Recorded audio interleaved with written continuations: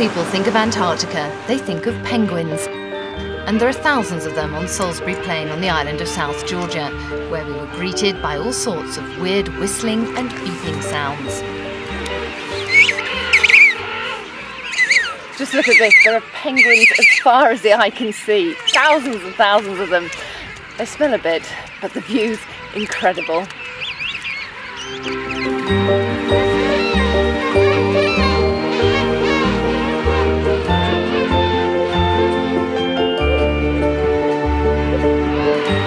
The colony numbers 250,000, swelled by fat, 10-month-old chicks.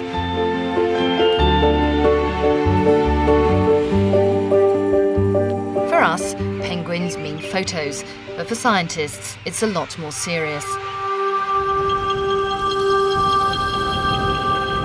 The birds are extremely sensitive to changes in their environment, making them ideal for monitoring climate change. Over the past 17 years, as parts of Antarctica have warmed by 3 degrees, there's been a dramatic change in penguin numbers. Colonies of chinstraps have plummeted by up to 60%, while populations of gentoos have been booming. Penguins are sending us messages that we need to be listening to. It's my concern, and the concern of all of us who work out here on the front lines, is that whatever responses these penguins are showing in the polar latitudes, at some point the great warming or the big warming will hit us, the rest of us who are living in more temperate latitudes. And some of us are going to survive and adapt, and some of us, maybe many of us, won't.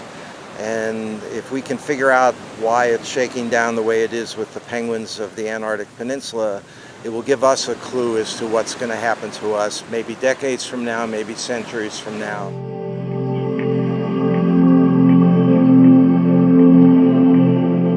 Of course, it's not just the penguins that draw visitors to Antarctica.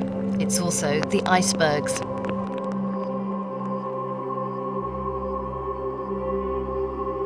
The continent's home to 90% of the world's ice, 70% of its fresh water.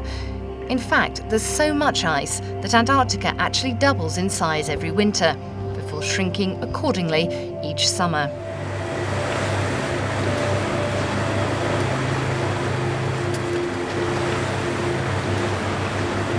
Cruising through this strange, frozen world is a surreal experience.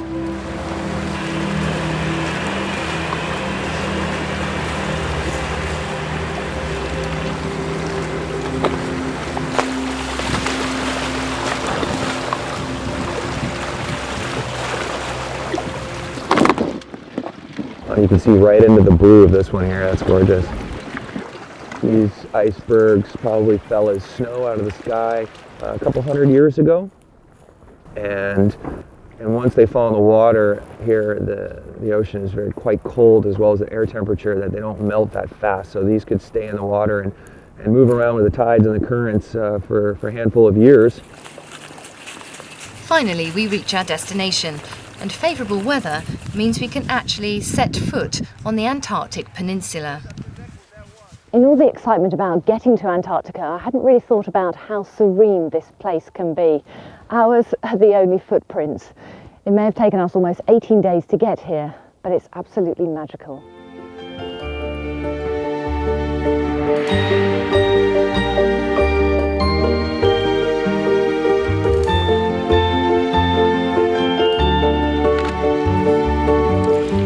It's absolutely mind-blowingly beautiful. I think it's the fact that it's so tucked away and remote from the cares of the world that makes it so attractive. It doesn't take much for the white continent to cast its spell. Even our expedition leader is bewitched. I love this place, and I love showing it to people. I've been coming here for almost 20 years now, and I just never tire of watching how it impacts people when they come ashore and live their dreams.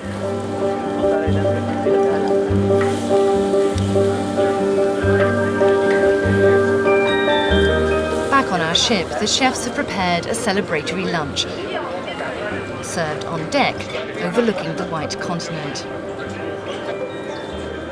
It's the ultimate barbecue, with the ultimate view.